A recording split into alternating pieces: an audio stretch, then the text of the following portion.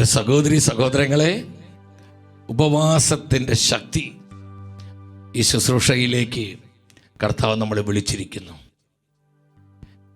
നമുക്കറിയാം, ഈ ഒരു കാലഘട്ടം ലോക ചരിത്രത്തിലും സഭാ ചരിത്രത്തിൽ തന്നെ വളരെ പ്രാധാന്യമുള്ള കാലയളവാണ്.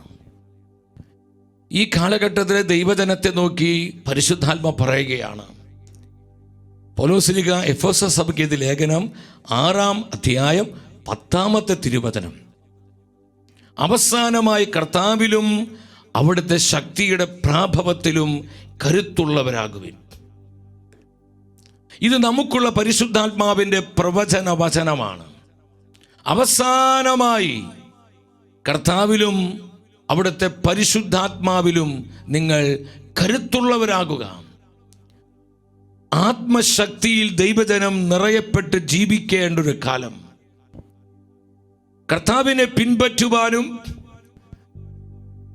കർത്താവിനോട് ചേർന്ന് ഈ ലോകത്തിൽ ധീരതയോട് ദൈവവചനത്തിന് സാക്ഷ്യം നൽകുവാനും എനിക്കും നിങ്ങൾക്കും കഴിയണമെങ്കിൽ സഹോദരങ്ങളെ, നമ്മുടെ മാനുഷികമായ കഴിവുകൾ കൊണ്ടോ വൈഭവങ്ങൾ കൊണ്ടോ അത് സാധ്യമല്ല.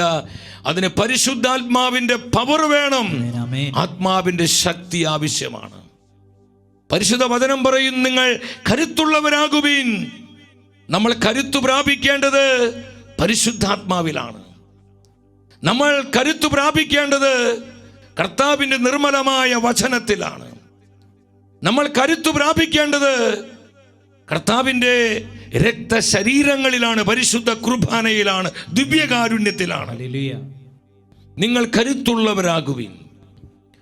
എന്തുകൊണ്ടാണ് ദൈവത്തിൻ്റെ റൂഹ ഇപ്രകാരം നമ്മോട് സംസാരിക്കുന്നത്? കാരണം ഈ ഒരു കാലഘട്ടം വെളിപാടിൽ പ്രതിപാദിച്ചിരിക്കുന്ന പിശാച് പ്രബലനായിരിക്കുന്ന ആ ഒരു കാലയളവിലാണ് നമ്മൾ ജീവിക്കുന്നത്. വെളിപാട് 12:12 കാലഘട്ടം. താൽക്കാലികമായി പിശാചിനെ അധികാരം അനുവദിക്കപ്പെട്ട നാളുകൾ.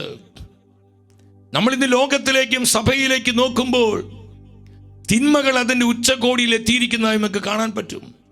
എവിടെയും അസ്വസ്ഥതകൾ, അരാജകത്വങ്ങൾ, അസ്വസ്ഥതകൾ, അനൈക്യങ്ങൾ, അക്രമങ്ങൾ, തീവ്രവാദങ്ങൾ, പ്രകൃതിക്ഷോഭങ്ങൾ, ഉഗ്രമായ മതപീഡനങ്ങൾ, വർദ്ധിച്ചു വരുന്ന വിശ്വാസ ത്യാഗങ്ങൾ, എന്തുവേണ്ട എല്ലാവിധത്തിലുള്ള ദുഷിപ്പും തിന്മകളും ഈ കാലഘട്ടത്തിൽ നമ്മൾ കാണുകയാണ്. ഇത് അവിചാരിതമല്ല.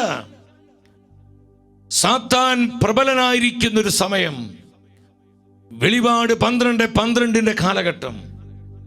ഈ കാലഘട്ടത്തിന് തിന്മകൾ അതിജീവിച്ച് ദൈവകൃപയിൽ മുന്നേറുവാൻ നമുക്ക് കഴിയണമെങ്കിൽ നമ്മിൽ ആത്മാവിന്റെ ശക്തി കൂടിയേ തീരൂ.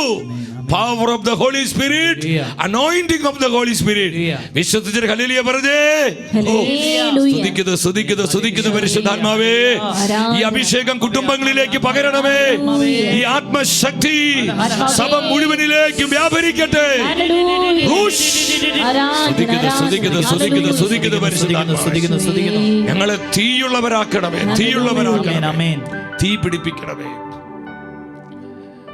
ദൈവത്തിന്റെ വചനം പറയുന്നു, നിങ്ങൾ കരുത്തു പ്രാപിക്കുക. എൻ്റെ സഹോദരങ്ങളെ, ഈ ആത്മശക്തിയിൽ നമ്മൾ നിറയുവാനും ഈ ശക്തിയിൽ ജീവിക്കുവാനും നമ്മുടെ കർത്താവ് നമ്മോട് എന്താ ആവശ്യപ്പെടുന്നത്? മാർക്കോസിന്റെ സുവിശേഷം 9-ാം അധ്യായം 29-ാമത്തെ തിരുവചനം വളരെ പ്രാധാന്യമുള്ള ഒരു വചനമാണ്. അവിടെ കർത്താവിന്റെ വചനം പറയുന്നു, അവൻ പറഞ്ഞു, പ്രാർത്ഥന കൊണ്ടല്ലാതെ, പ്രാചീന കൈയെഴുത്തുകളിൽ കൃത്യമായി കാണുന്നുണ്ട്, പ്രാർത്ഥന കൊണ്ടും ഉപവാസം കൊണ്ടല്ലാതെ ഈ വർഗം പുറത്തു പോവുകയില്ല, ഈ വർഗം പുറത്തു പോവുകയില്ല. എൻ്റെ സഹോദരങ്ങളെ, പിശാച് പ്രബലപ്പെട്ടിരിക്കുന്ന ഈ കാലഘട്ടത്തെ അതിജീവിച്ചുകൊണ്ട് കൃപയിൽ ജീവിക്കുവാൻ, വിശുദ്ധിയിൽ വളരുവാൻ, ദൈവവചനത്തിന് സാക്ഷ്യം നൽകുവാൻ നമുക്ക് സാധിക്കണമെങ്കിൽ പരിശുദ്ധാത്മാവിന്റെ അസാധാരണമായ അഭിഷേകവും ശക്തിയും കൂടിയേ തീരൂ. അതിന് യേശു പറഞ്ഞു, പ്രാർത്ഥനയും ഉപവാസവുമാണ് വഴി.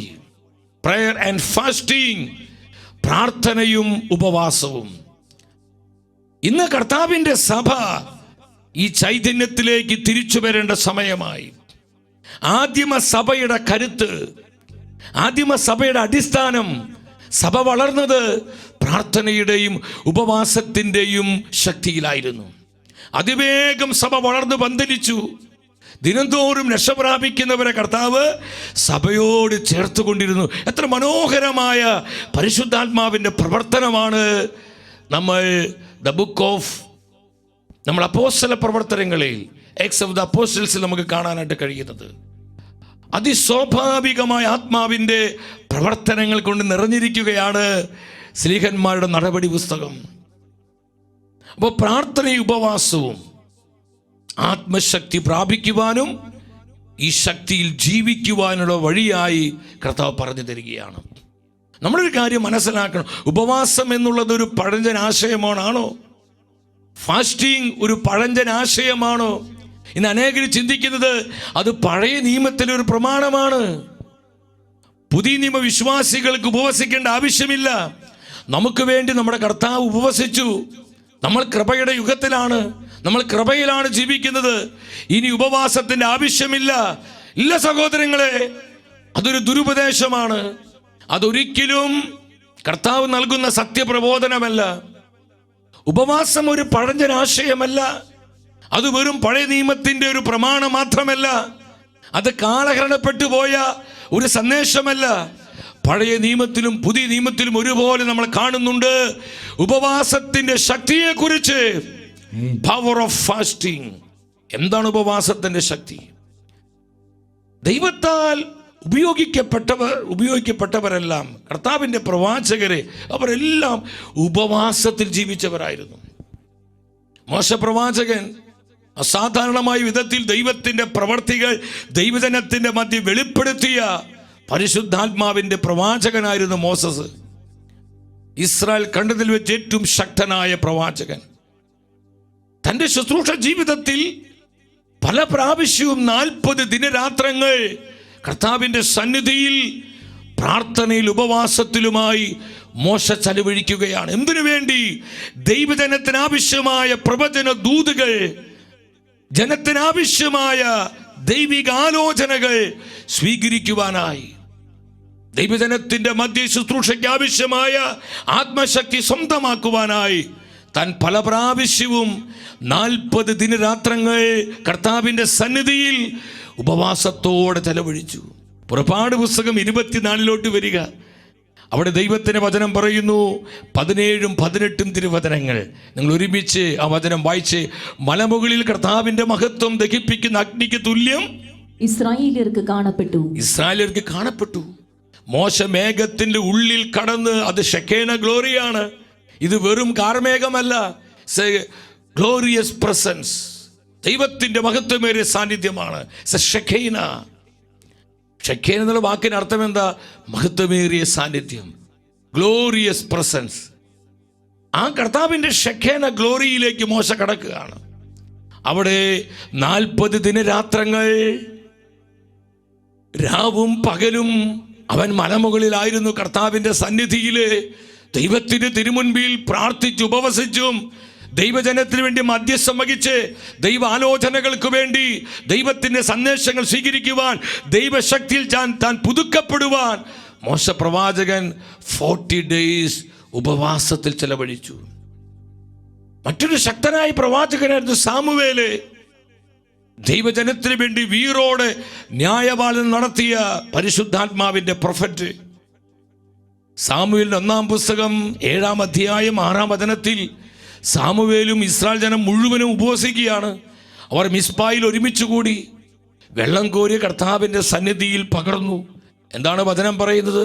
ആ ദിവസം മുഴുവൻ അവർ ഉപവസിച്ചു. ദിവസം മുഴുവൻ അവർ ഉപവസിച്ചു. ഒരു ദിവസമല്ല, പരിശുദ്ധ വചനത്തിൽ പല പ്രാവശ്യം കാണുന്നു അവർ ഉപവസിച്ചു.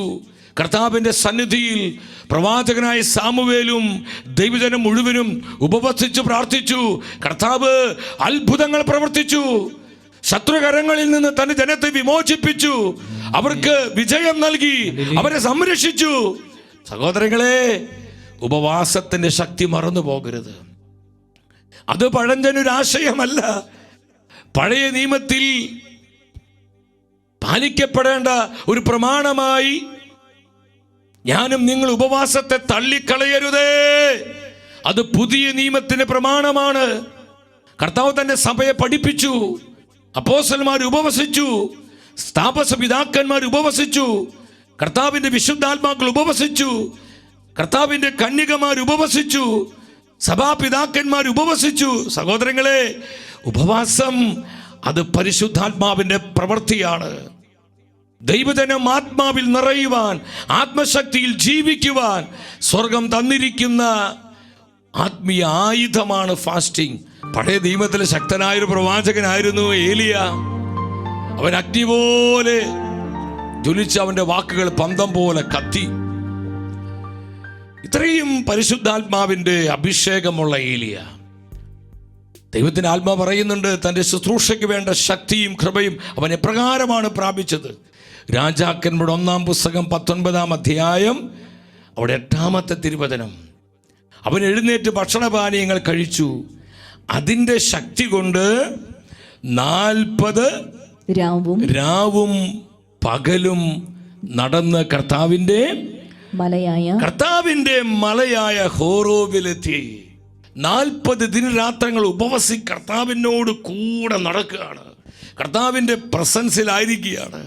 കർത്താവിൻ്റെ മഹത്വത്തിൽ വസിക്കുകയാണ്. എത്ര ശ്രേഷ്ഠമായൊരു അനുഭവമാണ് സഹോദരങ്ങളെ.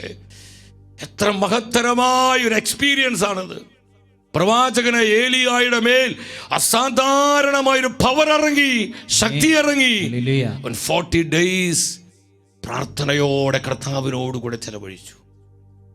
അവനൊന്നും ഭക്ഷിച്ചില്ല. വീണ്ടും എസ്ര പുരോഹിതൻ, വലിയൊരു മിനിസ്ട്രിയാണ് ദൈവം അദ്ദേഹത്തിന് കൊടുത്തത്. ജെറുസലേം ദേവാലയം പുതുക്കിപ്പണിയുക, ദേവാലയത്തെ പുതുക്കിപ്പണിയുവാൻ, റീബിൽഡ് ചെയ്യാനുള്ള ഒരു വലിയൊരു മിഷൻ. അതിനുവേണ്ടി അവൻ ജെറുസലേമിലേക്ക് യാത്ര ചെയ്യാണ്. സഹോദരങ്ങളെ, യാത്ര ചെയ്യുന്നത് എവിടുന്നാ? നമ്മൾ മനസ്സിലാക്കണം, ബാബിലോണിൽ നിന്നാണ് പോകുന്നത്. ദൈവത്തിന് പേർഷ്യയിൽ നിന്ന് പോവാണ്. നമ്മൾ മനസ്സിലാക്കുക, ഏകദേശം 900 മൈൽസ് യാത്രയുണ്ട്, 1500 കിലോമീറ്റർ. അത് ഹൈവേയിലൂടെയല്ല, ദുർഘടങ്ങളായ കുന്നുകൾ, വളരെ വളരെ പ്രയാസകരമായ അപകടങ്ങൾ നിറഞ്ഞ വഴിയോരങ്ങളിലൂടെയാണ് ഈ 10,000 ജനത്തെയും കൂട്ടി എസ്ര മുന്നമേ പോകേണ്ടത്. പകർച്ചവ്യാധികൾ വരും, ശത്രുക്കൾ വന്ന് ആക്രമിക്കും, പലവിധ തടസ്സങ്ങൾ, അപകടങ്ങൾ, ഇതെല്ലാം പതിയിരിക്കുന്ന വളരെ പ്രയാസകരമായൊരു യാത്ര. ആ യാത്രയിൽ ദൈവത്തിന് സംരക്ഷണം കിട്ടാൻ, ആ യാത്ര സക്സസ് ആകാൻ എന്താണ് എസ്ര ചെയ്തത്? എസ്ര എന്താ ചെയ്തത്? ലോകത്തിൻ്റെ സംവിധാനങ്ങൾ ആശ്രയിക്കുകയല്ല ചെയ്തത്, ലോകത്തിൻ്റെ ശക്തിയിൽ ശരണപ്പെടുകയല്ല ചെയ്തത്. സ്വർഗത്തിലെ ദൈവത്തിലേക്ക് അവൻ കരങ്ങൾ ഉയർത്തുകയാണ്. ദൈവത്തിന് തിരുമുഖത്തേക്ക് നോക്കി എസ്ര തൻ്റെ ജനത്തിൻ്റെ മധ്യേ ഒരു ഉപവാസം പ്രഖ്യാപിച്ചു. എസ്രയുടെ പുസ്തകം 8-ാം അധ്യായം 21-ാമത്തെ തിരുവചനം. എല്ലാവരും വചനൊന്ന് ഉച്ചത്തിൽ വായിച്ച്, ദൈവസന്നിധിയിൽ തങ്ങളെ തന്നെ എളിമപ്പെടുത്തുന്നതിനും മക്കളോടും വസ്തുവകകളോടും കൂടെയുള്ള ഞങ്ങളുടെ യാത്ര സുഗമമാകുന്നതിനും വേണ്ടി ദൈവത്തോട്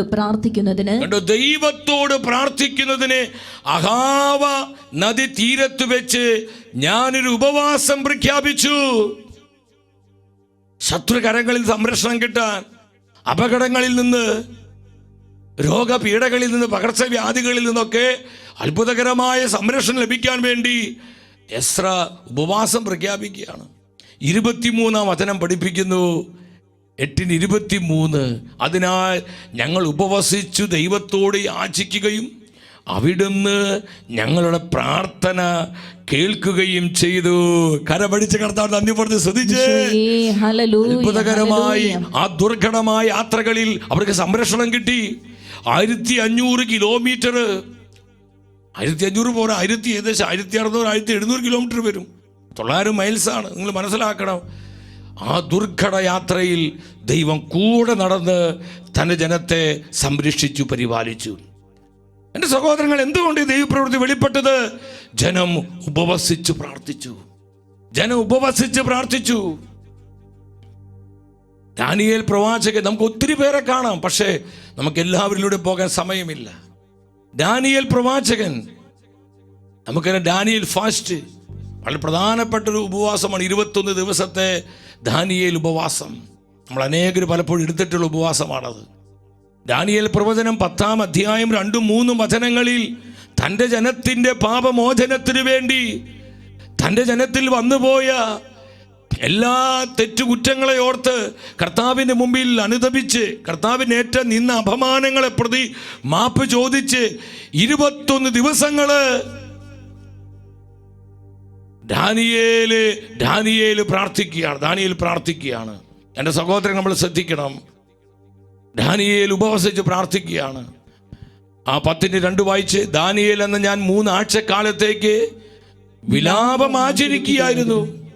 തുടർന്ന് 3-ാമത്തെ വചനം, ആ 3 ആഴ്ചക്കാലം മുഴുവൻ ഞാൻ രുചികരമായ ഭക്ഷണം കഴിക്കുകയോ മാംസവും വീഞ്ഞും ആസ്വദിക്കുകയോ സുഗന്ധലേപനം നടത്തുകയോ ചെയ്തില്ല.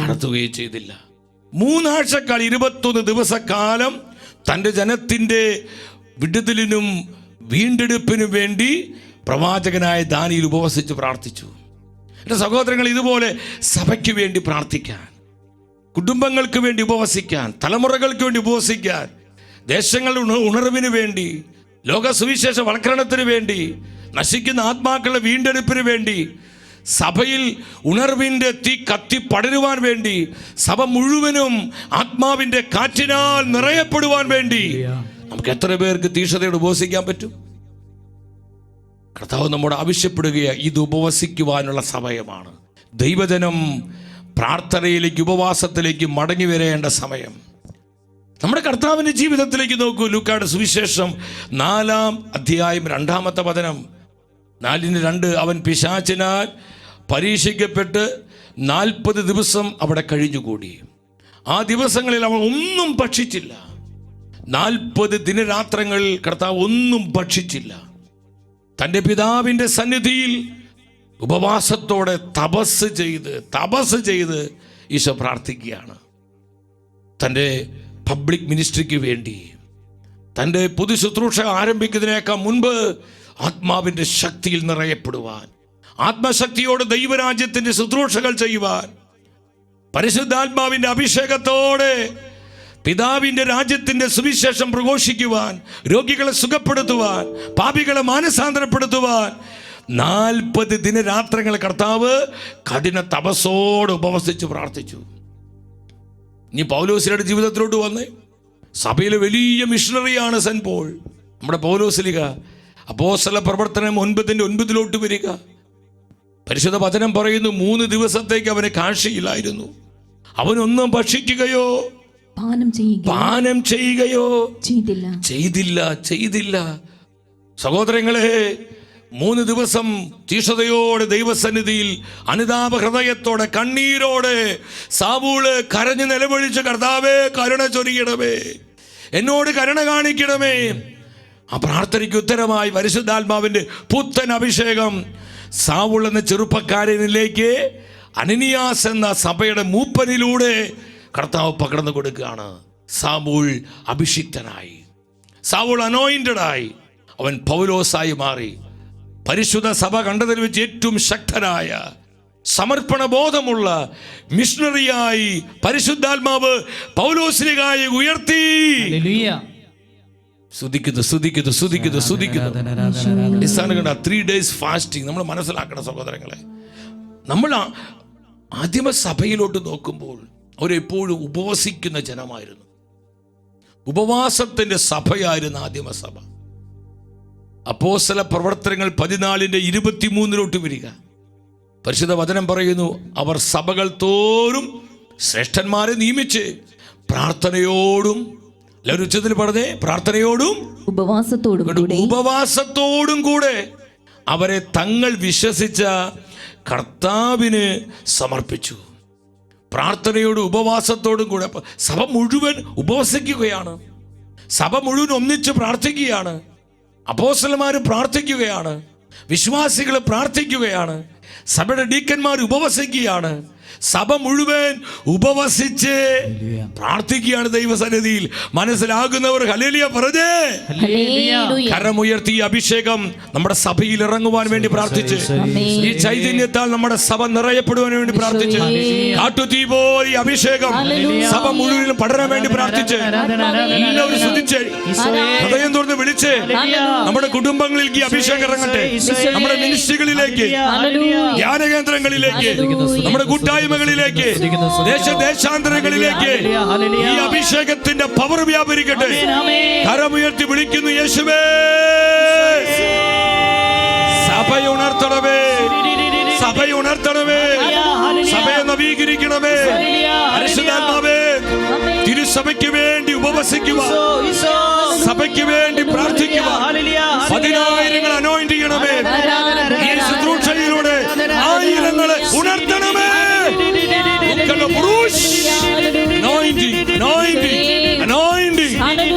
ആഗ്രഹിക്കുന്നവരെ കരങ്ങൾ ഉയർത്തിക്കോ. ഇതാ കർത്താവ് അഭിഷേകം പകരുകയാ, അഭിഷേകം അയക്കുകയാ. ആവശ്യക്കാര് പ്രാപിച്ചോ, പ്രാപിച്ചോ. സഭയ്ക്ക് വേണ്ടി, കുടുംബങ്ങൾക്ക് വേണ്ടി, ദേശാന്തരങ്ങൾക്ക് വേണ്ടി, നമ്മുടെ തലമുറകൾക്ക് വേണ്ടി സ്വർഗം പകരുന്ന ഈ അഭിഷേകം ഏറ്റെടുത്തോ, ഏറ്റെടുത്തോ. സ്തുതിക്കുന്നു, സ്തുതിക്കുന്നു, സ്തുതിക്കുന്നു ആത്മാവേ.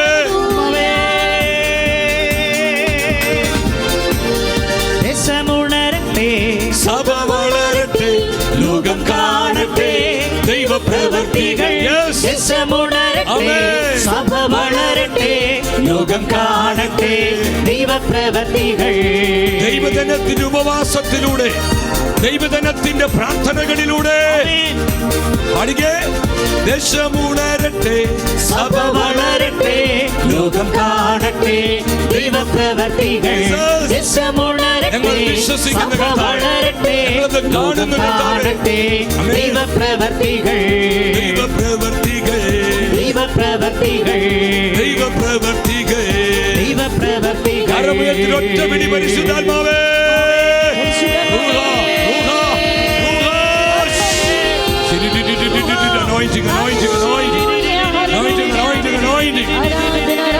കെട്ടുകൾ പൊട്ടട്ടെ, ശാപമുഖങ്ങൾ ഒടിഞ്ഞു മാറട്ടെ, ദൈവജനം സ്വാതന്ത്ര്യം പ്രാപിക്കട്ടെ, ഉപവാസത്തിന്റെ ചൈതന്യത്താൽ മുദ്ര ചെയ്യപ്പെടട്ടെ.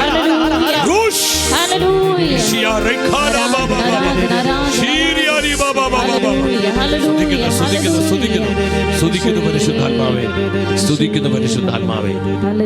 ആമേൻ. എന്റെ സഹോദരങ്ങളെ, ഉപവാസത്തിന്റെ ശക്തി നമ്മൾ തിരിച്ചറിയണം.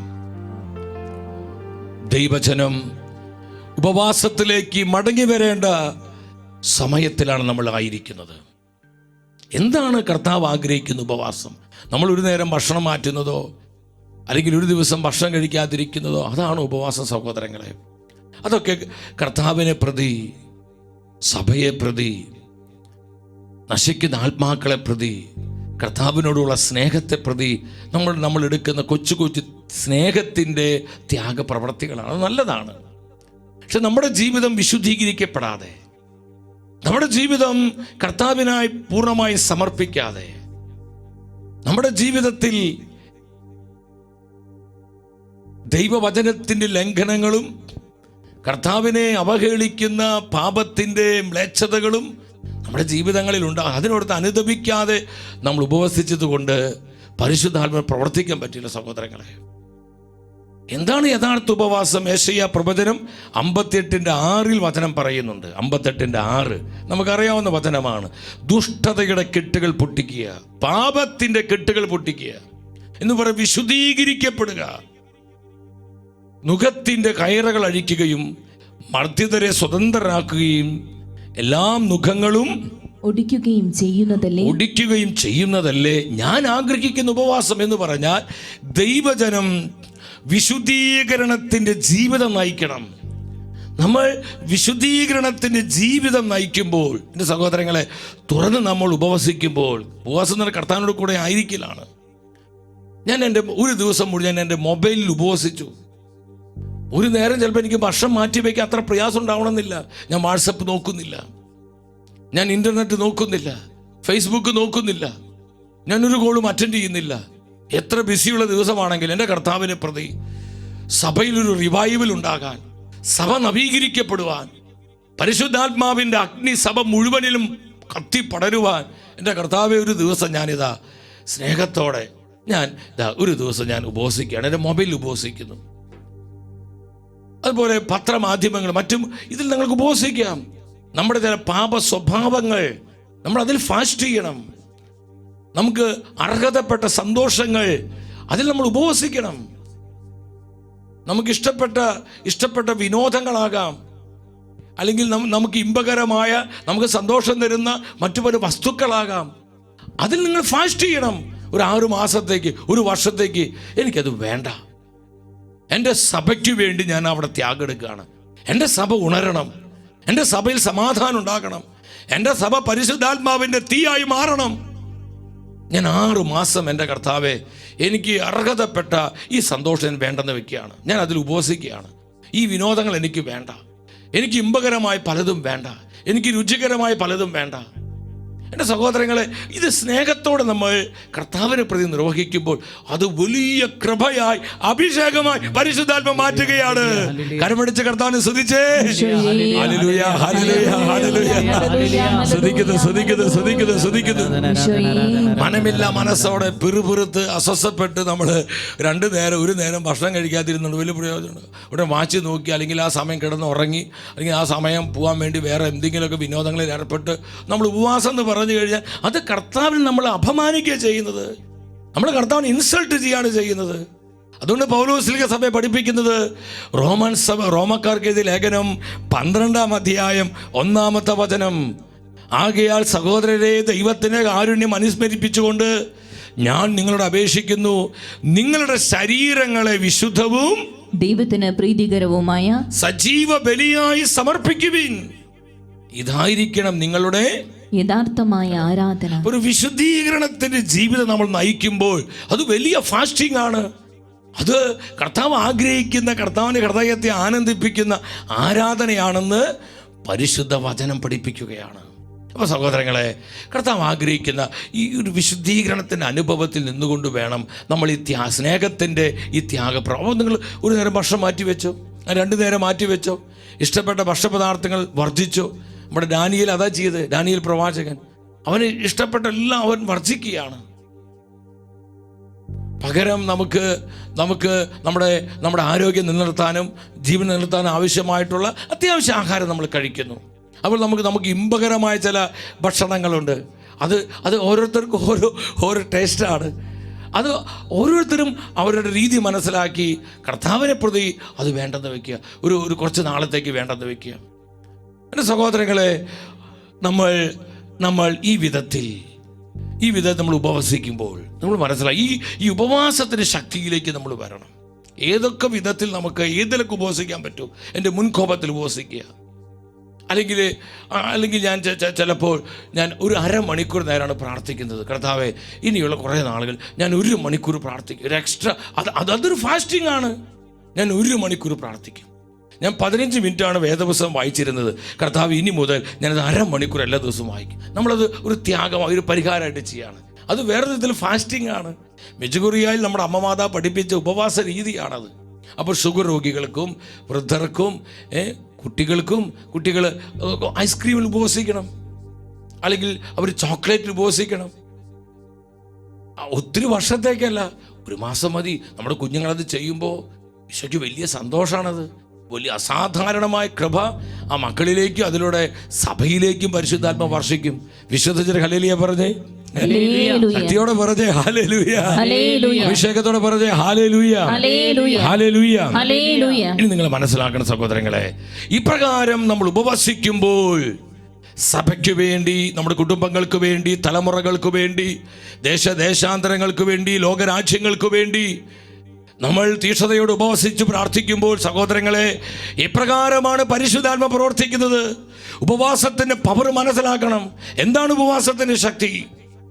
ഒന്നാമതായി, എല്ലാവരും ശ്രദ്ധിച്ചിരിക്കണമേ, ഒന്നാമതായി ദൈവജനം ഉപവസിക്കുമ്പോൾ, ദൈവജനം ദൈവസന്നിധിയിൽ ഉപവസിച്ച് പ്രാർത്ഥിക്കുമ്പോൾ പരിശുദ്ധാത്മാവ് ദുർഗമങ്ങളായ കോട്ടകളെ തകർക്കുന്നു. സാത്താൻ കോട്ടകളെ തകർക്കുന്നു. പിശാചിന്റെ അടിസ്ഥാനങ്ങളെ പൊട്ടിക്കുന്നു, അവന്റെ നുഖങ്ങളെ ഒടിച്ചു കളയുന്നു, പിശാചിന്റെ അന്യായ ഭാരങ്ങളെ നീക്കം ചെയ്യുന്നു. ദുർഗമങ്ങളായ കോട്ടകൾ തകർക്കപ്പെടുകയാണ്. ഇന്ന് നമ്മുടെ വ്യക്തി ജീവിതത്തിൽ, നമ്മുടെ കുടുംബങ്ങളിൽ, ദേശങ്ങളിൽ, നമ്മുടെ സഭയിൽ പോലും പല വിധത്തിലുള്ള ഇതുപോലെ ദുർഗമങ്ങളായ കോട്ടകൾ, വെറുപ്പിൻ്റെ, വൈരാഗ്യത്തിൻ്റെ, നീരസത്തിൻ്റെ, പിടിവാശിയുടെ, അനൈക്യത്തിൻ്റെ, ചില മ്ലേച്ഛതകളുടെ ഇങ്ങനെയുള്ള കോട്ടകൾ സഹോദരങ്ങളെ വർഷങ്ങളായി പിശാച് ആധിപത്യം പുലർത്തിയിരിക്കുക. ആ കോട്ട, അത് കോട്ട പോലെ ഉയർന്നു നിൽക്കുകയാണ്. പരിശുദ്ധ വചനം വാഗ്ദാനം ചെയ്യുകയാണ്, നമ്മൾ ഉപവസിച്ച് കർത്താവിൻ്റെ സന്നിധിയിൽ വിനീതരായി നമ്മളെ വിശുദ്ധീകരിച്ച് പ്രാർത്ഥിക്കുമ്പോൾ ഈ ദുർഗമങ്ങളായ കോട്ടകളിലേക്ക് ആത്മാവിന്റെ ശക്തി ഇറങ്ങും. ആ കോട്ടകൾ തകർക്കപ്പെടും. കർത്താവെ, ഞങ്ങൾ വിശ്വസിക്കുന്നു, വിശ്വസിക്കുന്നു, വിശ്വസിക്കുന്നു, വിശ്വസിക്കുന്നു. ദേശങ്ങൾ സ്വതന്ത്രമാക്കപ്പെടും. സഭയിൽ ഉണർവിന്റെ കാറ്റ് വീശാൻ തുടങ്ങും. അതിന് തടസ്സം ഇതുപോലെ ചില കോട്ടകളാണ്. അപ്പോൾ പരിശുദ്ധാത്മാവ് നമ്മളെ സ്പിരിച്വൽ വാർഫെയറിലേക്ക് നയിക്കും. പരിശുദ്ധാത്മാവ് ഇതുപോലെ കോട്ടകളെ തകർക്കും. അവിടെ തൻ്റെ സാന്നിധ്യം പകരും. നമ്മുടെ കുടുംബങ്ങളെ വിശുദ്ധീകരിക്കും. നമ്മളിത് മനസ്സിലാക്കണം. പൗലോസ്ലീഹ ഈ ആത്മീയ മർമ്മം സഭയെ പഠിപ്പിക്കുന്നുണ്ട്. കൊരിന്തോസ് സഭയ്ക്ക് എഴുതിയ 2-ാമത്തെ ലേഖനം 10-ാം അധ്യായം 4-ാമത്തെ വചനം നിങ്ങൾ ഒരുമിച്ച വചനം വായിച്ച്. എന്തുകൊണ്ടെന്നാൽ ഞങ്ങളുടെ സമരായുധങ്ങൾ ജഡീകമല്ല, ദുർഗമങ്ങളായ കോട്ടകൾ തകർക്കാൻ അവ ദൈവത്തിൽ ശക്തങ്ങളാണ്. ഞങ്ങളുടെ സമരായുധങ്ങൾ ജഡീകമല്ല, ദുർഗമങ്ങളായ കോട്ടകൾ തകർക്കാൻ ദൈവത്തിൽ അവ ശക്തങ്ങളാണ്. ദുർഗമങ്ങളായ കോട്ടകൾ തകർക്കാൻ. ഏതാണ് ഈ സമരായുധങ്ങൾ? അതിൽ പ്രധാനപ്പെട്ട ഒരു ആയുധമാണ് ഉപവാസം, ഫാസ്റ്റിംഗ്. പ്രിയ ദൈവത്തിന്റെ ജനമേ, നമ്മൾ ഉപവസിക്കുമ്പോൾ, നമ്മൾ ഉപവാസത്തിന്റെ ശക്തി തിരിച്ചറിഞ്ഞ് ദൈവസന്നിധിയിൽ നിലവിളിക്കുമ്പോൾ അത്ഭുതകരമായി പരിശുദ്ധാത്മാവ് ഈ കോട്ടകളെ തകർക്കുകയാണ്. ദൈവജനത്തിന് ഡെലിവറൻസ് തരികയാണ്, ഒരു ബ്രേക്ക് ത്രൂ തരികയാണ്, നമുക്കൊരു തുറവി തരികയാ, ഒരു ഫ്രീഡം ഉണ്ടാവുകയാണ്. നമ്മളിത് ഈ സത്യം മനസ്സിലാക്കണം. വ്യക്തമായി ദൈവത്തിന്റെ വചനം പഠിപ്പിക്കുകയാണ്. നമ്മുടെ പല ജീവിതങ്ങളിലും കുടുംബങ്ങളിലും ഇതുപോലുള്ള പിശാചിന് ചില ഹോൾഡുകൾ, കോട്ടകൾ ഉള്ളത് കൊണ്ടാണ് കൃപ കടന്നു വരാതെ നിൽക്കുന്നത്. വചനം കടന്നു ചെല്ലുന്നില്ല. അവിടെ അഭിഷേകത്തിന്റെ സാന്നിധ്യമില്ല. പലപ്പോഴും ഇരുട്ട്, അസ്വസ്ഥതകൾ, പിറുപിറുപ്പ്, കലഹം, വെറുപ്പ്, ചീത്തവാക്ക്, തെറിവാക്ക്, സ്നേഹത്തിന്റെ രാഹിത്യം, ഒരു നരകതുല്യമായ എത്ര കുടുംബങ്ങൾ നമ്മുടെ ഇടയിലുണ്ട്. സഹോദരങ്ങളെ, ഇതൊരു പൈശാചിക കോട്ടയാ. ആ കോട്ടയെ ആത്മാവ് തകർത്ത് കളയും. ഉപവസിക്കാൻ നിനക്ക് തീരുമാനമുണ്ടോ? പ്രിയ ദൈവത്തിന്റെ പൈതലേ, ഉപവാസത്തിന്റെ ശക്തി തിരിച്ചറിഞ്ഞ് കർത്താവിന്റെ സന്നിധിയിൽ കരങ്ങൾ ഉയർത്തുവാനുള്ള ഒരു സമർപ്പണ കമ്മിറ്റ്മെന്റ് നിനക്കുണ്ടോ? നിനക്ക് വേണ്ടി അത്ഭുതങ്ങൾ പരിശുദ്ധാത്മാവ് പ്രവർത്തിക്കും. നിന്റെ കുടുംബത്തിന് വേണ്ടി, നമ്മുടെ സഭയ്ക്ക് വേണ്ടി, നിന്റെ തലമുറയ്ക്ക് വേണ്ടി കർത്താവ് വീറോടെ പ്രവർത്തിക്കും. വിശ്വസിക്കുന്ന ഉച്ചത്തിൽ ഹല്ലേലൂയ പറഞ്ഞേ. അപ്പോസ്തല പ്രവർത്തനങ്ങൾ 16-ാം അധ്യായം 26-ാം വചനം 16-26. പെട്ടെന്നൊരു വലിയ ഭൂകമ്പം ഉണ്ടായി. പരിശുദ്ധാത്മ ശക്തി ഇറങ്ങുകയാണ്. പൗലോസും സീലാസും അവർ തീഷ്ണതയോടെ, അവരൊരു ആഹാരം കഴിച്ചിട്ടില്ല. അവർക്ക് ശരീരം മുഴുവൻ അടികളേറ്റ് അവര് ദുസ്സഹമായ വേദനയിലാണ്. ആ കൊടിയ വേദനയിൽ നിന്ന് അവർ കർത്താവിനെ പാടി ആരാധിക്കുകയാണ്. അവർ സ്തുതി ആരാധന നടത്തുകയാണ്. എൻ്റെ സഹോദരങ്ങളെ, ആ പാടി ആരാധിക്കുന്ന ആ കാരാഗൃഹത്തിന്റെ തടവറയിലേക്ക് പരിശുദ്ധാത്മ ശക്തി ഇറങ്ങി, അഭിഷേകം ഇറങ്ങി, അനോയിന്റിങ് ഇറങ്ങി. ദൈവത്തിന്റെ വചനം സാക്ഷ്യപ്പെടുത്തുകയാണ്. കാരാഗൃഹത്തിന്റെ അടിത്തറ കുലുങ്ങി. പറഞ്ഞേ, അടിത്തറ കുലുങ്ങി. പറഞ്ഞേ, അടിത്തറ കുലുങ്ങി. പോരാ, അഭിഷേകത്തോടെ പറഞ്ഞേ, അടിത്തറ കുലുങ്ങി. അടിത്തറ കുലുങ്ങി.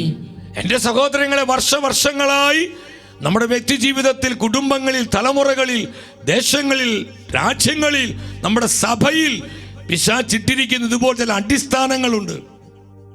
മത്സരത്തിന്റെ, വെറുപ്പിന്റെ, പിടിവാശിയുടെ, മർക്കടമുഷ്ടിയുടെ, അനുസരണക്കേടിൻ്റെ, അശുദ്ധിയുടെ, അവിശ്വസ്തതയുടെ ചില അടിസ്ഥാനങ്ങൾ, ഈ അടിസ്ഥാനങ്ങളിലേക്ക് ദൈവശക്തി ഇറങ്ങി ആ അടിസ്ഥാനങ്ങൾ തകർക്കപ്പെടുകയാണ്.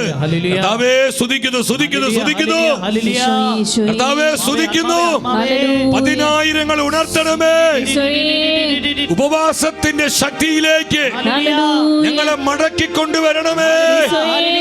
കർത്താവേ ഞങ്ങളെ തിരികെ കൊണ്ടുവരണമേ.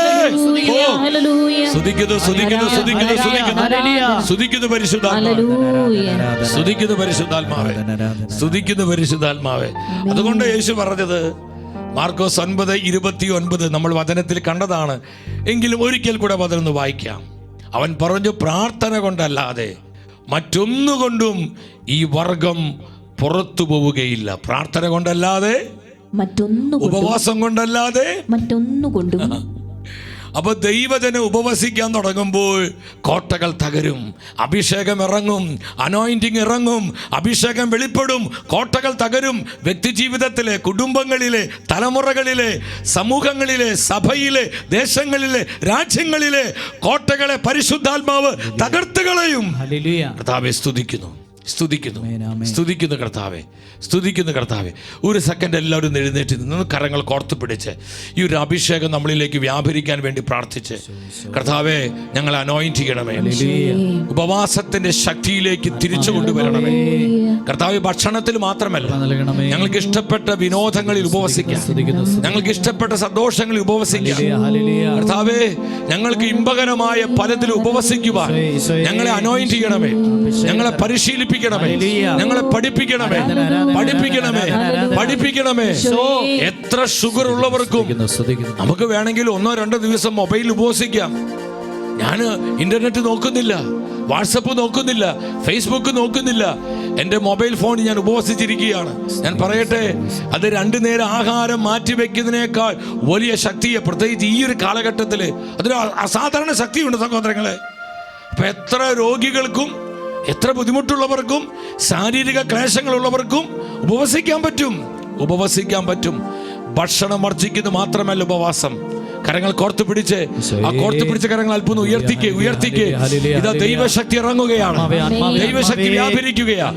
ഇതാ ഇവിടെ നിന്ന്, ഇവിടെ നിന്ന്, ഇതാ ഇവിടെ നിന്ന് കർത്താവിന്റെ അഭിഷേകം കുടുംബങ്ങളിലേക്ക് വ്യാപരിക്കുക, ആയിരങ്ങളിലേക്ക് അത് പടരുക.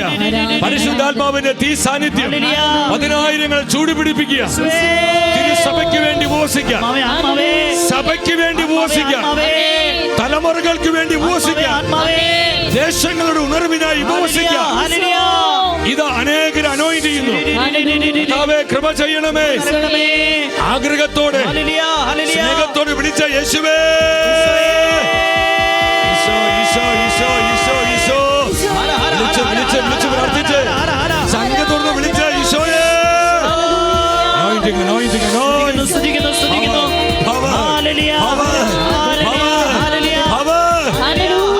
പകരുക.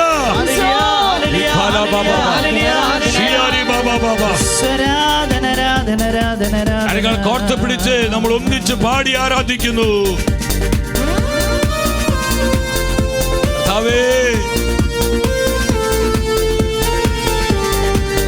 ദേശമുണരട്ടെ, സഭ വളരട്ടെ, ലോകം കാണട്ടെ ദൈവപ്രവൃത്തികൾ.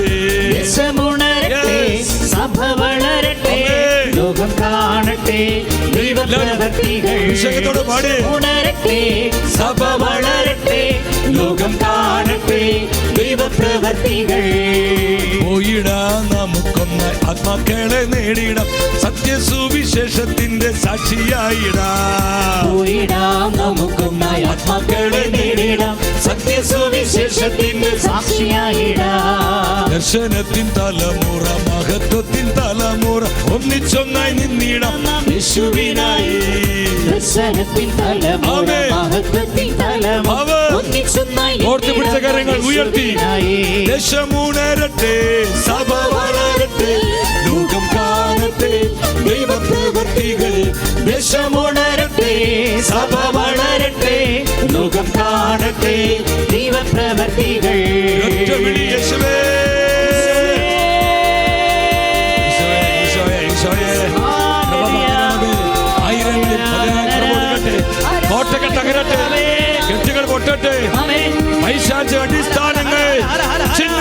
മാറിപ്പോകട്ടെ. കർത്താവേ, സ്തുതിക്കുന്നു, സ്തുതിക്കുന്നു. ആത്മാവിന്റെ തീയിറങ്ങട്ടെ, ആത്മാവിന്റെ ശക്തി വ്യാപരിക്കട്ടെ.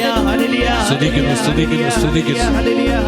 Thank you holy spirit, thank you holy spirit. ആമേൻ, ആമേൻ. അല്പസമയം കൂടെ ശാന്തമായിട്ടിരുന്ന് കർത്താവേ നന്ദി. രണ്ടാമത് നിങ്ങൾ മനസ്സിലാക്കുക, ഉപവാസത്തിൻ്റെ ശക്തി. രണ്ടാമത്തെ ആ കാര്യം നിങ്ങൾ ശ്രദ്ധിക്കണം സഹോദരങ്ങളെ. ദൈവജനത്തിൻ്റെ നേരെയുള്ള വിധികൾ മാറ്റി എഴുതപ്പെടുകയാണ്. ദൈവജനത്തിൻ്റെ നേരെയുള്ള പ്രതികൂലമായ, ദൈവജനത്തെ നശിപ്പിക്കുവാൻ, തകർക്കുവാനുള്ള വിധികൾ മാറ്റി എഴുതപ്പെടുന്നു. അതിനെ പരിശുദ്ധാത്മ പൊളിച്ചു കളയുകയാണ്.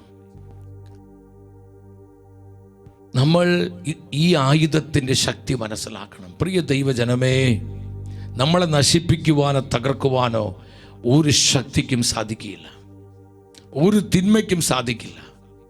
നമ്മൾ കർത്താവിൻ്റെ ജനമാണ്. നമ്മൾ പരിശുദ്ധാത്മാവിൻ്റെ മുദ്രയുള്ളവരാണ്. നമ്മൾ യേശുവിൻ്റെ രക്തത്താൽ വീണ്ടെടുക്കപ്പെട്ടവരാണ്. നമ്മളെ നശിപ്പിക്കുവാനോ പരാജയപ്പെടുത്താൻ ആർക്കും സാധിക്കില്ല. നമ്മൾ തന്നെയാണ് നമ്മളെ നശിപ്പിച്ചുകൊണ്ടിരിക്കുന്നത്. കാരണം പലപ്പോഴും നമ്മുടെ ആത്മീയ ആയുധങ്ങളുടെ ശക്തി നമ്മൾ തിരിച്ചറിയുന്നില്ല. നമ്മുടെ സമരായുധങ്ങളെ നമ്മൾ മനസ്സിലാക്കുന്നില്ല. എസ്തേറിന്റെ പുസ്തകത്തിലൂടെ നമ്മൾ വരണം. ഈ കാലഘട്ടത്തിൽ സഭയെ നശിപ്പിക്കുവാൻ, കർത്താവിൻ്റെ സഭയെ തകർത്ത് കളയുവാൻ, സത്യവിശ്വാസത്തെ ക്ഷയിപ്പിക്കുവാൻ, ക്രിസ്ത്യൻ ഫെയ്ത്തിനെ തന്നെ ഇല്ലാതാക്കാൻ, ക്രിസ്ത്യാനിറ്റിയെ വാഷ് ഔട്ട് ചെയ്ത് കളയാൻ ഇന്ന് വളരെ വളരെ ശക്തമായ ഗൂഢാലോചനകളും അത്തരത്തിലുള്ള ചില സംഘടിതമായ നീക്കങ്ങളും ഇന്ന് നടക്കുന്നുണ്ട്. ലോകം മുഴുവനിലും ക്രൈസ്തവ വിരുദ്ധത ഇന്ന് വർദ്ധിച്ചു കൊണ്ടിരിക്കുകയാണ്. എൻ്റെ സഹോദരങ്ങൾ, ഇതൊന്നും അവിചാരിതങ്ങളല്ല. എന്നാൽ നമ്മുടെ നേരെയുള്ള വിധികൾ നമ്മുടെ നാശത്തിനും നമ്മളെ തകർക്കുവാനും, നമ്മുടെ കുടുംബങ്ങളാകട്ടെ, നമ്മുടെ മക്കളാകട്ടെ, നമ്മുടെ സമൂഹങ്ങളോ നമ്മുടെ സഭയാകട്ടെ, അതിനെ നശിപ്പിക്കുവാനുള്ള എല്ലാ വിധികളും മാറ്റിയെഴുതപ്പെടും. എപ്പോഴാ? ദൈവജനം ഉപവാസത്തിൻ്റെ ശക്തിയിലേക്ക് വരുമ്പോൾ. നമ്മുടെ കർത്താവിൻ്റെ സന്നിധിയിൽ മുട്ടുമടക്കി ഉപവസിച്ച് കരങ്ങൾ വിരിച്ച് പ്രാർത്ഥിക്കുവാനുള്ള തീരുമാനം നമുക്കുണ്ടെങ്കിൽ, നമുക്ക് പരിഹരിക്കാൻ കഴിയാത്ത ഒരു പ്രതിസന്ധിയുമില്ല. സകല പ്രതിസന്ധികളും നമ്മുടെ മുൻപിൽ തകർന്നു വീഴും. സകല പ്രതിബന്ധങ്ങളും ദൈവജനത്തിന് മുൻപിൽ വഴിമാറിപ്പോകും. കർത്താവെ, ഞങ്ങൾ വിശ്വസിക്കുന്നു. നമ്മുടെ നേരെ ഉയർന്നു നിൽക്കുന്ന വെല്ലുവിളികള് പരിശുദ്ധാത്മാവ് അതിനെ കൃപയുടെ വഴികളാക്കി മാറ്റും. നമ്മളെ തകർക്കുവാൻ ഒരു വിധിക്കും സാധിക്കുകയില്ല. ഇത് പരിശുദ്ധ വചനത്തിലെ മാറ്റമില്ലാത്ത സത്യമാണ്. എസ്തേറിന്റെ പുസ്തകം എന്ന് നമ്മൾ പഠിപ്പിക്കുന്നത് ദൈവമായ കർത്താവിൻ്റെ, നമ്മുടെ കർത്താവിൻ്റെ പരമമായ അധികാരത്തെ എസ്തേറിന്റെ പുസ്തകത്തിലൂടെ പരിശുദ്ധാത്മ നമ്മളെ പഠിപ്പിക്കുകയാണ്. അവിടുത്തെ സോവറിറ്റി, ദൈവത്തിൻ്റെ സമ്പൂർണമായ അധികാരം, കർത്താവിൻ്റെ സർവാധിപത്യം കൃത്യമായി എസ്തേറിന്റെ പുസ്തകത്തിലൂടെ ആത്മാവ് കാണിക്കുന്നുണ്ട്. നമുക്കറിയാം, അവിടെ അഹസ്വേരോസ് രാജാവിനെ സ്വാധീനിച്ചുകൊണ്ട് രാജാവിന്റെ മന്ത്രിയായിരുന്ന ഹാമാൻ ദൈവത്തിന് ജനമായ യഹൂദന്മാരെ കൊന്നൊടുക്കുവാനായിട്ട് കള്ളത്തരത്തിലൂടെ, കള്ളം പറഞ്ഞ് ചതിയിലൂടെ രാജാവിൽ നിന്ന് അധികാരപത്രം കൈക്കലാക്കുകയാണ്. അധികാരപത്രം കൈക്കലാക്കി. അതിന് പുറകിൽ പല കാരണങ്ങളുണ്ട്, ഞാൻ അതിലോട്ട് പോകുന്നില്ല. ഇന്ന് ഇതുപോലെ നമ്മുടെ കുടുംബങ്ങളെ തകർക്കുവാൻ, നമ്മുടെ യുവജനങ്ങളെ മലിനപ്പെടുത്തുവാൻ, നമ്മുടെ വിശ്വാസത്തെ ദുർബലമാക്കുവാൻ, നമ്മുടെ സഭയിൽ ഭിന്നതയും അനൈക്യം വിതയ്ക്കുവാൻ, അങ്ങനെ സഭയെ വിഘടിപ്പിക്കുവാൻ പരിശ്രമിക്കുന്ന പല പല തിന്മയുടെ ശക്തികൾ ഈ കാലഘട്ടത്തിലുണ്ട്. എൻ്റെ സഹോദരങ്ങളെ, അതിനെയെല്ലാം പരിശുദ്ധാത്മാവ് തകർത്ത് കളയും. ഇന്ന് നമ്മുടെ സഭ നേരിടുന്ന എല്ലാ പ്രശ്നങ്ങൾക്കും ഉത്തരം കർത്താവിന്റെ കരങ്ങളിലുണ്ട്. ദൈവജനമേ, സഭയ്ക്ക് വേണ്ടി ഉപവസിക്കുക. സഭയ്ക്ക് വേണ്ടി കർത്താവിന്റെ സന്നിധിയിൽ നിലവിളിയോടെ കരങ്ങൾ ഉയർത്തുക. അവിടെ ഉത്തരം, അവിടെ സഭയ്ക്കുള്ള പരിഹാരമുണ്ടാകും. അവിടെ കുടുംബങ്ങൾക്ക് ആവശ്യമായ ഡെലിവറൻസ് വരും. നമുക്ക് ആവശ്യമായ ദൈവ പ്രവൃത്തി പരിശുദ്ധാത്മ വെളിപ്പെടുത്തും. ഇവിടെ ഈ അധികാര പകർപ്പ് കൈക്കലാക്കി പെട്ടെന്ന് നിങ്ങൾ ആ വചനങ്ങളൊന്ന് വായിക്കണം. എസ്തേറിന്റെ പുസ്തകം 13:6 ആ അധ്യായങ്ങളുടെ ഓർഡറിലല്ല കിടക്കുന്നത്, പക്ഷെ നിങ്ങൾ ആ വചന ശ്രദ്ധാപൂർവം വായിക്കുക. അതുകൊണ്ട് ഈ വർഷം 12ാം മാസമായ ആധാർ മാസം 14ാം ദിവസം എല്ലാ കാര്യങ്ങളുടെയും ചുമതല വഹിക്കുന്നവനും നമ്മുടെ രണ്ടാമത്തെ പിതാവുമായ ഹാമാന്റെ കത്തുകളിൽ എടുത്തു പറഞ്ഞിട്ടുള്ളവരെ എല്ലാം ഭാര്യമാരോടും കുട്ടികളോടും ഒപ്പം പരിപൂർണമായി എന്നുകൊണ്ട് ദൈവത്തിന്റെ ജനമാണ് അവരെ പരിപൂർണമായി നിർദ്ധയം അവരുടെ ശത്രുക്കളുടെ വാളിനിരയാക്കി നശിപ്പിക്കണമെന്ന് ഞാൻ കൽപ്പിക്കുന്നു. ഇത് രാജകൽപ്പനയാണ് സഹോദരങ്ങളെ, ഇത് രാജാവിൻ്റെ കൽപ്പനയാണ്. ഈ കൽപ്പനയ്ക്ക് മാറ്റം വരുത്താൻ പറ്റില്ല, ആർക്കും ഇത് പൊളിച്ചെഴുതാൻ പറ്റില്ല. ദൈവജനത്തെ നിർദ്ധയം പരിപൂർണമായി നശിപ്പിക്കുവാൻ, കൊന്നുകളയുവാനുള്ള കൽപ്പന രാജാവ് പുറപ്പെടുവിക്കുകയാണ്. പേർഷ്യ സാമ്രാജ്യത്തിലെ ദൈവത്തിന്റെ ജനം അവർ വളരെ കടുത്ത പ്രതിസന്ധിയിലായി അവർ മരണം മുന്നിൽ കാണുകയാണ്. ഈ രാജകൽപ്പന അവർ അറിഞ്ഞപ്പോൾ ജനം എന്താണ് ചെയ്തത്? നമ്മുടെ മുൻപിൽ ഇതുപോലെ ചില വിധികൾ ഉണ്ടാകാം. നമുക്ക് പ്രതികൂലമായ വിധികൾ, നമ്മുടെ മനസ്സിനെ തകർക്കുന്ന, നമ്മുടെ അടിസ്ഥാനങ്ങൾ ഇളക്കുന്ന, നമ്മുടെ നിലനിൽപ്പിനെ തന്നെ ചോദ്യം ചെയ്യുന്ന വിധത്തിലുള്ള പല വിധികൾ ഉണ്ടാകാം സഹോദരങ്ങളെ. നമ്മളെ നശിപ്പിക്കാൻ പല തീയമ്പുകളും പിശാച് ഏത് വിടുന്നുണ്ട്. നമ്മുടെ കുടുംബങ്ങളെ നശിപ്പിക്കാൻ, നമ്മുടെ യുവജനങ്ങളെ നശിപ്പിക്കാൻ, സഭയെ തകർക്കാൻ, നമ്മുടെ കൂട്ടായ്മകളെ ചിതറിക്കാൻ. എൻ്റെ സഹോദരങ്ങളെ, ഈ രാജകൽപ്പന അറിഞ്ഞപ്പോൾ ജനം എന്താ ചെയ്തത്? 3-ാം അധ്യായം വചനം പറയുന്നു, 14-15 വചനങ്ങൾ. എല്ലാ ജനതകളും ആ സമയത്ത് ആ ദിവസത്തേക്ക് തയ്യാറായിരിക്കാൻ വേണ്ടി രാജാവ് പെട്ടെന്ന് തന്നെ ഈ വിളംബരം അങ്ങ് ചെയ്യുകയാണ്. ഈ സമയത്ത് നിങ്ങൾ മനസ്സിലാക്കണം, 4:1-3 നിങ്ങൾ വായിച്ച് ഈ സംഭവം അറിഞ്ഞ് മൊർദെഖായി വസ്ത്രം കീറി. ദൈവജനത്തിൻ്റെ ലീഡറായിരുന്നു മൊർദെഖായി. എൻ്റെ സഹോദരങ്ങളെ, നമ്മളിത് മനസ്സിലാക്കണം. സഭയുടെ വൈദികര്, സഭയുടെ സമർപ്പിതര്, സന്യസ്തര്, ആത്മായ പ്രേക്ഷിതരൊക്കെ സഭയ്ക്ക് വേണ്ടി കണ്ണുനീരോടെ ത്യാഗമെടുത്ത് പരിഹാരം ചെയ്ത് പ്രാർത്ഥിക്കേണ്ടുന്ന ആളുകളാണിത്. ചാക്ക് അവൻ വസ്ത്രം കീറി. തുടർന്ന് പെട്ടെന്ന് വായിച്ച് ആ വചനം, ചാരം പൂശി അത്യുച്ചത്തിൽ ദയനീയമായി നിലവിളിച്ചുകൊണ്ട് നഗരമധ്യത്തിലേക്ക് ചെന്നു. 2-ാം വചനം പറയുകയാണ്, അവൻ രാജാവിൻ്റെ പടിവാതിലോളം ചെന്ന് നിന്നു. കാരണം ചാക്ക് വസ്ത്രമെടുത്ത് ആർക്കും രാജാവിൻ്റെ വാതിലിൽ കടന്നുകൂടായിരുന്നു. 3-ാം വചനത്തിൽ പറയുന്നു, രാജകൽപ്പനയും വിളംബരവും എത്തിയ എല്ലാ പ്രവിശ്യകളിലും യഹൂദരുടെ ഇടയിൽ ഉപവാസവും കരച്ചിലും നിലവിളിയുണ്ടായി.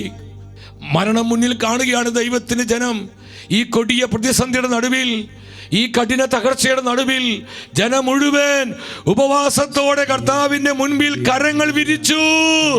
സഹോദരങ്ങളെ, ഇതാണ് ശാശ്വതമായ പരിഹാരം. ഈ കാലഘട്ടത്തിലെ സഭാമക്കൾക്ക് ഈ അഭിഷേകം സ്വീകരിക്കാനുള്ള തീരുമാനമുണ്ടോ? ഈ ചൈതന്യത്തിലേക്ക് മടങ്ങി വരുവാനുള്ള സമർപ്പണമുണ്ടോ?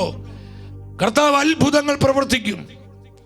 വളരെ കുരുങ്ങിക്കിടക്കുന്നൊരു വല, അതെവിടെ നിന്ന് അഴിക്കണമെന്ന് നമ്മുടെ കൊച്ചു ബുദ്ധിക്ക് മനസ്സിലാവില്ല സഹോദരങ്ങളെ.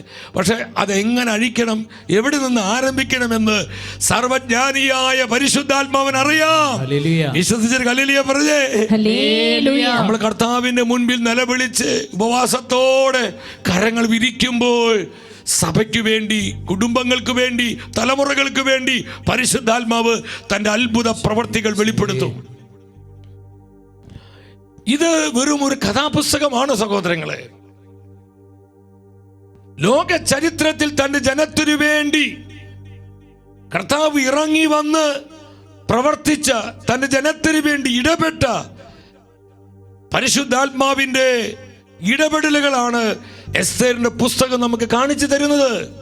ആ കർത്താവ് ഇന്നും ജീവിക്കുന്നു. അവൻ തന്നെയാണ് ഇന്നും സഭയുടെ രാജാവ്. അവൻ തന്നെയാണ് ഇന്നും സഭയുടെ ആത്മാവ്. ആമേൻ. കരമെടുത്തി വിളിച്ച യേശുവേ, ഈശോയേ, നമ്മുടെ കുടുംബങ്ങൾ അനുഗ്രഹിക്കപ്പെടട്ടെ, ഹല്ലേലൂയ. തലമുറകൾ വീണ്ടെടുക്കപ്പെടട്ടെ, ഹല്ലേലൂയ. ദേശങ്ങൾ ഉണർത്തപ്പെടട്ടെ. ഈശോയേ, സ്തുതിക്കുന്നു, സ്തുതിക്കുന്നു, സ്തുതിക്കുന്നു, സ്തുതിക്കുന്നു, സ്തുതിക്കുന്നു, ഹല്ലേലൂയ. സ്തുതിക്കുന്നു, സ്തുതിക്കുന്നു. ഈ സമയത്ത് നിങ്ങൾ മനസ്സിലാക്കണം. അതുകൊണ്ട് നിങ്ങൾ ഒരു കാര്യം മനസ്സിലാക്കുക. ദൈവത്തിന് തന്റെ പരമ അധികാരം ഉപയോഗിച്ച് തന്റെ പദ്ധതികൾക്കായി തക്ക സമയത്ത് തക്ക സ്ഥലത്തേക്ക് താൻ നിയോഗിച്ച വ്യക്തികളെ എത്തിക്കുവാൻ കർത്താവിന് കഴിയും.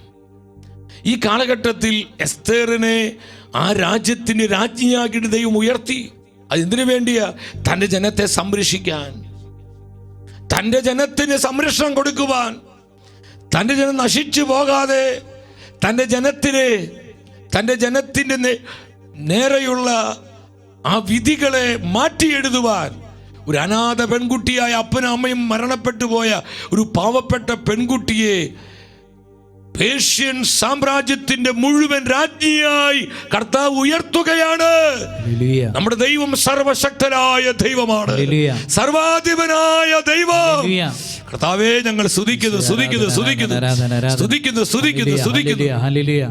എൻ്റെ സഹോദരങ്ങളെ, മൊർദെഖായി എസ്തേറിനോട് പറയും, നീ രാജസന്നിധിയിൽ ചെന്ന് നമ്മുടെ ജനത്തിനുണ്ടായ ദുരിതം, ഈ സങ്കടകരമായ അനുഭവം നീ രാജാവിനോട് പറയുക. നീ രാജ്ഞിയല്ലേ.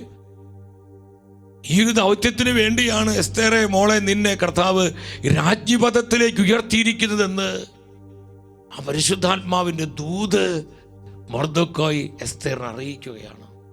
രാജാവിന് സമ്മതമില്ലാതെ രാജ്ഞിക്ക് പോലും രാജസന്നിധിയിലേക്ക് വരാൻ പറ്റുകയില്ല. വന്നു കഴിഞ്ഞാൽ മരണമാണ്, മരണം ഉറപ്പാ.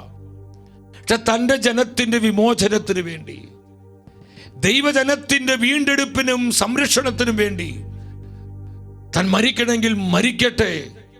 അതാണ് ജനത്തോടുള്ള കൺസേൺ. നമുക്ക് സഭയോട് ഈ വിധ സ്നേഹമുണ്ടാകണം സഹോദരങ്ങളെ. സഭയുടെ നന്മയ്ക്കും സഭയുടെ സംരക്ഷണത്തിനും സഭയുടെ വളർച്ചയ്ക്കും സഭയുടെ റിവൈവലിനും സഭയുടെ നവീകരണത്തിനുമായി നമ്മൾ ഇതുപോലെയുള്ള ഒരു കമ്മിറ്റ്മെന്റിലേക്ക് വരണം, ഒരു സമർപ്പണത്തിലേക്ക് നമ്മൾ വരണം. അതിനുള്ള സമയമായി എന്ന് പരിശുദ്ധാത്മ നമ്മൾ അറിയിക്കുകയാണ്. ഉടനെ എസ്തേർ ഇതെന്നറിയോ?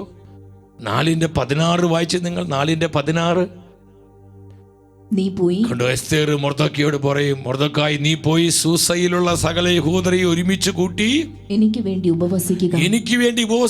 3 ദിവസം രാത്രിയും പകലും എന്തെങ്കിലും ഭക്ഷിക്കുകയോ പാനം ചെയ്യുകയോ അരുത്. കണ്ടു, 3 days ഫാസ്റ്റിംഗ് ആയിരുന്നു. 3 ദിനരാത്രങ്ങൾ ദൈവസന്നിധിയിൽ ഉപവസിക്കണം.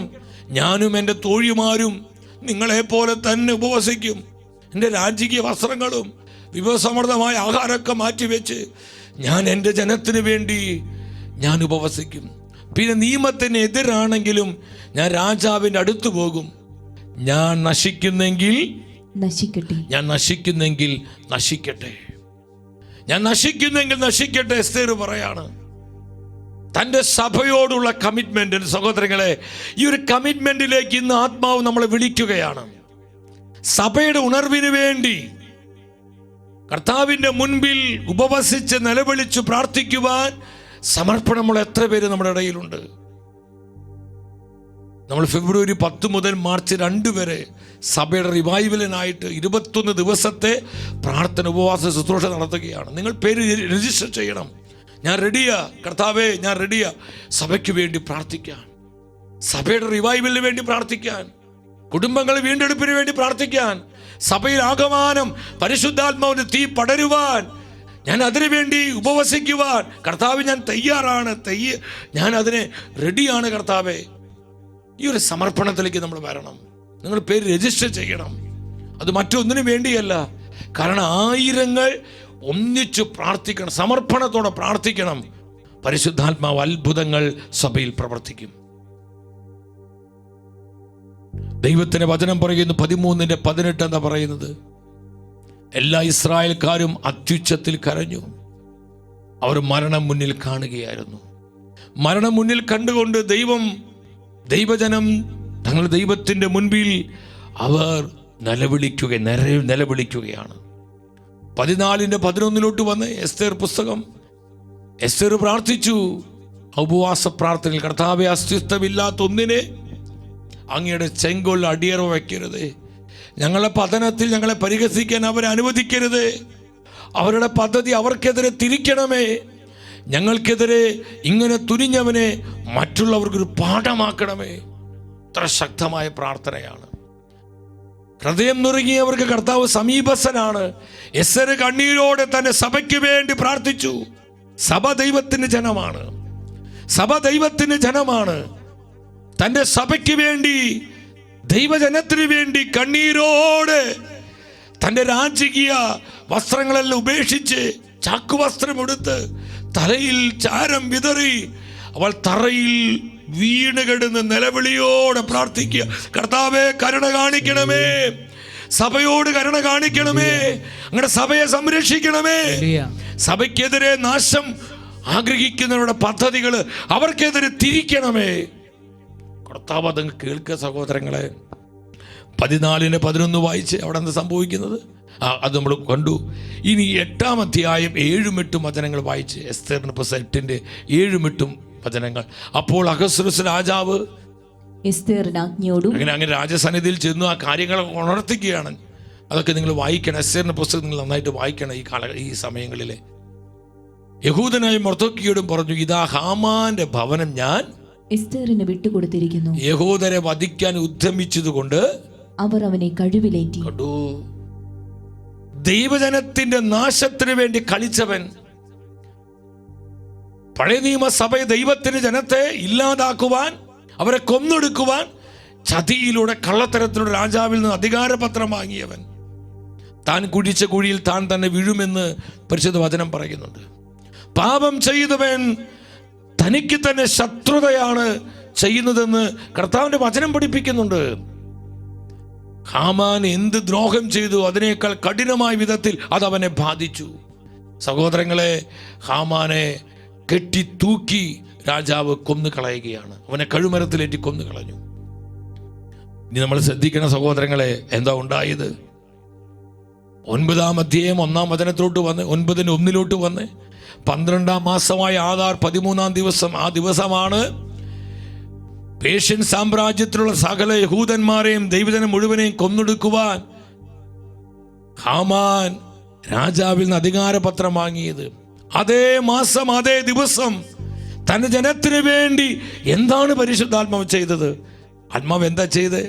നിങ്ങൾ സന്തോഷത്തോടെ വായിച്ച്, രാജാവിൻ്റെ കൽപ്പനയും വിളംബരവും നിർവഹിക്കപ്പെടേണ്ട ദിവസം യഹൂദരെ കീഴടക്കാമെന്ന് അവരുടെ ശത്രുക്കൾ പ്രതീക്ഷിച്ചിരുന്ന ആ ദിവസം യഹൂദർ തങ്ങളുടെ ശത്രുക്കളുടെ മേൽ വിജയം നേടുന്ന ദിവസമായി മാറി.